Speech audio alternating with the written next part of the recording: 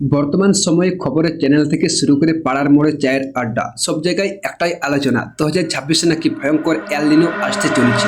শুনতে সাধারণ লাগলেও এল নিনো পৃথিবীর আবহাওয়া চক্রের সবচেয়ে পাওয়ারফুল প্যাটার্নগুলোর মধ্যে একটা। আর ভারতীয়দের জন্য এর মানে হতে পারে বেশি গরম, কম বৃষ্টি আর চাষের উপর চাপ। কিন্তু কি এই এল নিনো আর কিভাবে প্রশান্ত মহাসাগরের একটা পরিবর্তন আপনার আর আমার রোজকার জীবনের উপর প্রভাব ফেলবে, চলুন আজকের এই ভিডিওতে খুব সহজেই বুঝে নিই। এল নিনো একটি স্প্যানিশ শব্দ যার অর্থ ছোট্ট ছিলি। এটি মূলত প্রশান্ত মহাসাগরের নিরক্ষীয় অঞ্চলের একটি অস্বাভাবিক আবহাওয়া চক্র। সহজ কথায় দক্ষিণ আমেরিকার পেরু এবং ইকুয়েডর উপকূলের কাছে প্রশান্ত মহাসাগরের জলের উপরিভাগ যখন স্বাভাবিকের থেকে অনেকটা বেশি গরম হয়ে যায়, তখন সেই পরিস্থিতিকে এল নিনো বলা হয়।